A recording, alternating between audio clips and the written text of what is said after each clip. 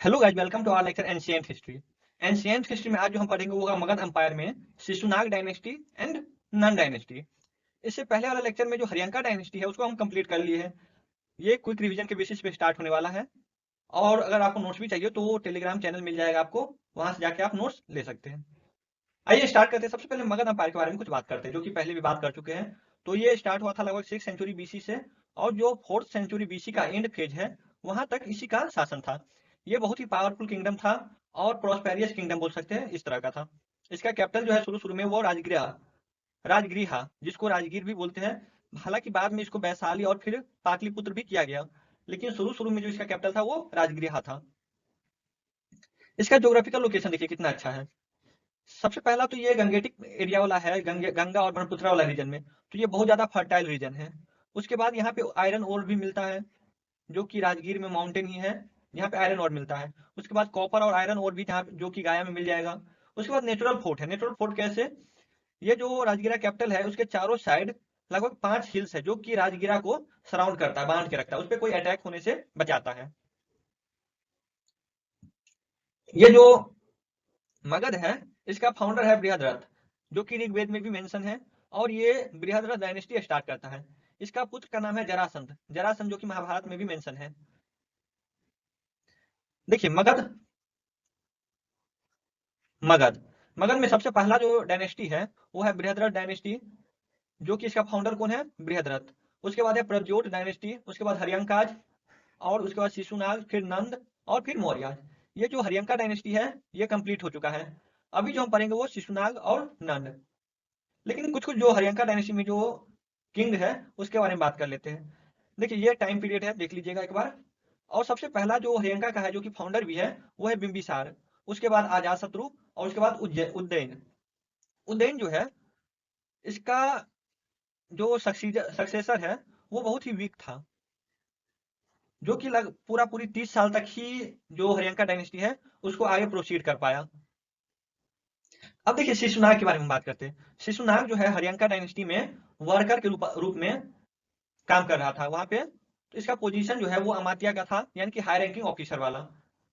लेकिन ये क्या किया, ये जो उदयन का सक्सेसर है, ये लगभग 30 साल तक रूल किया। लेकिन उसके बाद क्या हुआ, बहुत ही वीक शासन के तौर पे चलना स्टार्ट हो गया। इसी का फायदा उठाया शिशुनाग ने। शिशुनाग क्या किया, मगध को कैप्चर कर लिया, और मगध को कैप्चर करके ये अपना नया डायनेस्टी स्टार्ट किया, जिसको बोला शिशुनाग डायनेस्टी। देखिए शिशुनाग डायनेस्टी में दो जो रूलर है उसके बारे में बात करेंगे। एक तो हो गया कि फाउंडर जो है शिशुनाग डायनेस्टी का वो है शिशुनाग, और इसका बेटा है काल अशोक। इसका टाइम पीरियड शिशुनाग का है 414 बीसी से 396 बीसी तक, और काल अशोक का टाइम पीरियड है 396 बीसी से लेके 368 बीसी तक। अब देखिए शिशुनाग क्या क्या किया है। तो शिशुनाग तो सबसे पहले जो अवंती है उसको कैप्चर करता है, कॉन्कर करता है, और अवंती को मगध में मिला लेता है, जिससे क्या होता है, मगध और भी बहुत बड़ा हो जाता है।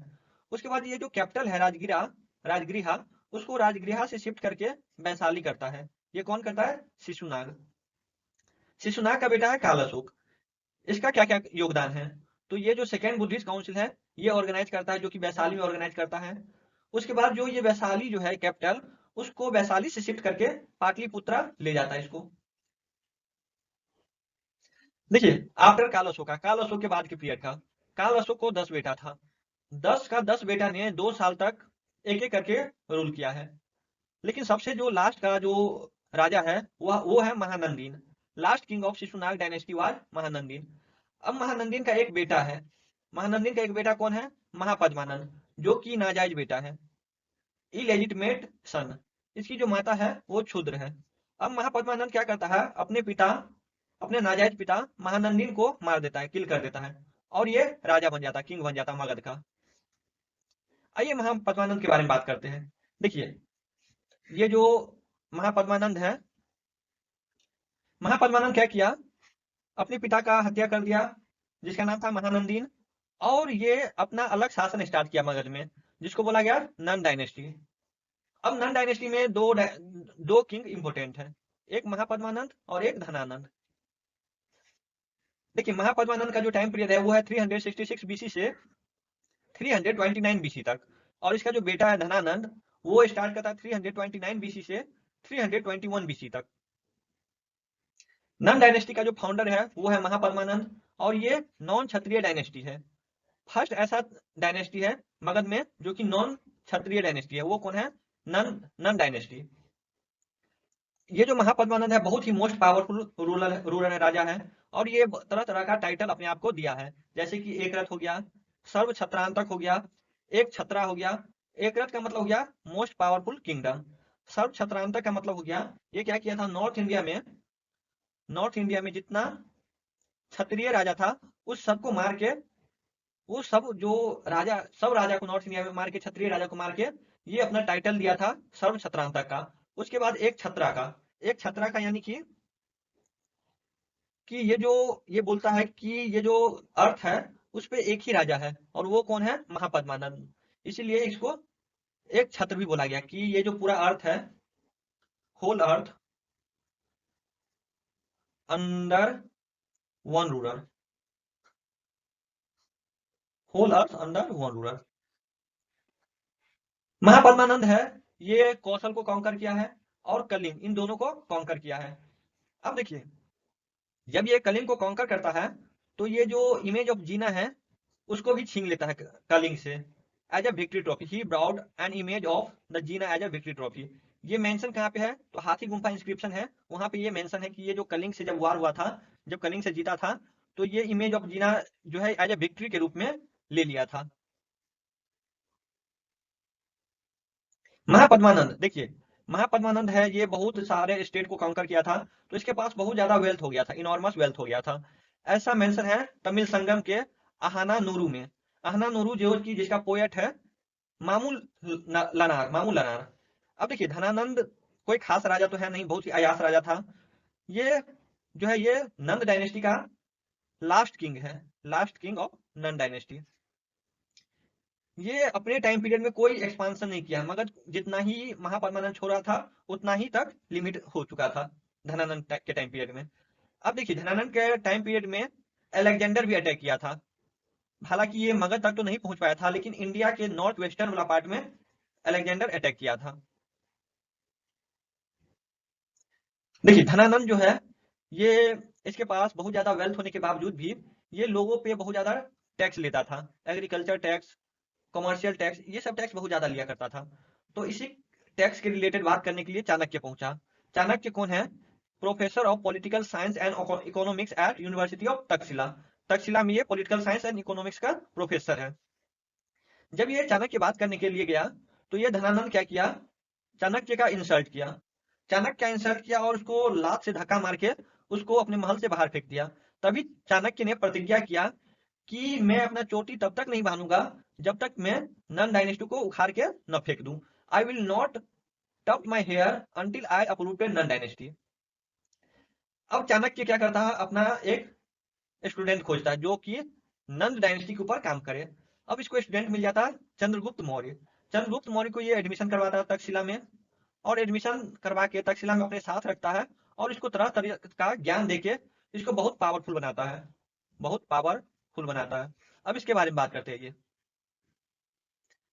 इससे पहले अलेक्जेंडर के बारे में बात कर लेते हैं। अलेक्जेंडर देखिए, ये नॉर्थ वेस्टर्न इंडिया लगभग 327 बीसी के अराउंड ये नॉर्थ वेस्टर्न इंडिया पे अटैक किया था। हालांकि वो तब का रीजन पाकिस्तान और इंडिया दोनों एक ही साथ था, तो ये वाला जो पार्ट है इस पे अटैक किया था। हालांकि मगध में ये नहीं पहुंचा था, ये मगध का एरिया है, यहाँ तक नहीं पहुंच पाया था, लेकिन ये इंडिया में अटैक किया था। और मगध तक बिना पहुंचे ही ये वापस भी चला गया, यानी कि ये मगध में अलेक्जेंडर कभी अटैक नहीं किया है। अब 326 बीसी में ये आगे ही बढ़ जाता है, ब्यास रिवर तक पहुंच जाता है अलेक्जेंडर। लेकिन क्या होता है, अलेक्जेंडर का सैनिक बहुत थक जाता है, और यहाँ का क्लाइमेट इतना गर्म होता है कि इसका सोल्जर जो है वो सर्वाइव नहीं कर पाता है। इससे क्या होता है, अलेक्जेंडर वापस चला जाता है और अपने ग्रीक कमांडर को इस एरिया में नियुक्त कर देता है। अब चंद्रगुप्त मौर्य वर्सेस धनानंद, इनके बारे में बात करते हैं। चंद्रगुप्त मौर्य क्या करता है, एक ट्राइबल फोर्स तैयार करता है, और ट्राइबल फोर्स तैयार करके ये जो धनानंद का कैपिटल है पाटलिपुत्र, इस पे अटैक करता है, पाटलिपुत्रा पे। लेकिन चंद्रगुप्त मौर्य फेल हो जाता है, बहुत बुरी तरीके से फेल हो जाता है, और कैसे भी जान बचा के उसको भागना पड़ता है। यहाँ पे एक स्टोरी छुपा है। स्टोरी क्या है जब चंद्रगुप्त मौर्य भागता है तो ये एक महिला के घर का बच्चा का खाना खाने से हाथ जल जाता है। जब ये बच्चा का खाना खाने से हाथ जल जाता है तो ये इसकी माता बोलती है कि अगर तुम बीच से किसी चीज को हाथ लगाओगे तो तुमको प्रॉब्लम होगा, तुम्हारा हाथ जलेगा। अगर तुमको खाना है तो ये जो साइड वाला पोर्शन है वहां से स्टार्ट करो। यही बात चंद्रगुप्त मौर्य के दिमाग में बैठ गया। अब क्या किया, ये जो पाटलिपुत्रा जो कि सेंटर में था मगध के, यहाँ पे अटैक करने के बजाय ये साइड खोजने लगा कि कौन ऐसा साइड मिले जहां से हम अटैक कर पाए। तो इसको मिलता है तक्षशिला जो कि पंजाब में है, जो कि यूनिवर्सिटी है। तो यहाँ पे चंद्रगुप्त मौर्य और प्लस चाणक्य, चाणक्य, ये दोनों बहुत ज्यादा इस रीजन से वाकिफ था। और ये यहीं पे तक्षशिला जो कि पंजाब के अराउंड है, पंजाब में ही है। तो ये लोकल किंग को भी अपने में शामिल किया, जो कि जिसका नाम है प्रवर्तक। प्रवर्तक को पोरस भी कहा जाता है, जो कि बैटल ऑफ हाइडस पास में झेलम का जो लड़ाई हुआ था उसमें पोरस ही कहा था प्रवर्तक को, ऐसा मेंशन है बुक में। अब चंद्रगुप्त मौर्य क्या किया कि ये जो तक्षशिला वाला रीजन है सबसे पहले इसको अपने में कैप्चर किया, इस पे कंट्रोल किया। और धीरे धीरे कंट्रोल करके एक एक राज्य को एक एक जगह कंट्रोल करते हुए ये पूरा मगध को अपने में मिला लिया। और जो धनानंद जो है इसको मार दिया, इसको किल कर दिया चंद्रगुप्त मौर्य ने। अब देखिए नेक्स्ट जो हमारा लेक्चर होगा ये मौर्यन अंपायर होगा, मौर्यन अंपायर। इसमें जो सबसे इंपॉर्टेंट है जो अभी हम बात किए वो है चंद्रगुप्त मौर्य। चंद्रगुप्त मौर्य जो कि फाउंडर भी है मौर्यन अंपायर का। इसके बाद इसका बेटा है बिंदुसार, बिंदुसार। और उसका बिंदुसार का बेटा है अशोक। इन तीनों के बारे में हम नेक्स्ट लेक्चर में बात करेंगे। लेकिन हालांकि ये जो मौर्यन अंपायर है इस टाइम इंडिया जो है मगध का पूरा रीजन कवर ऑक्युपाई कर लिया था। हालांकि ये जो लास्ट वाला रीजन है इस पे नहीं था, लेकिन इंडिया का ऑलमोस्ट सारा पार्ट कवर कर लिया था।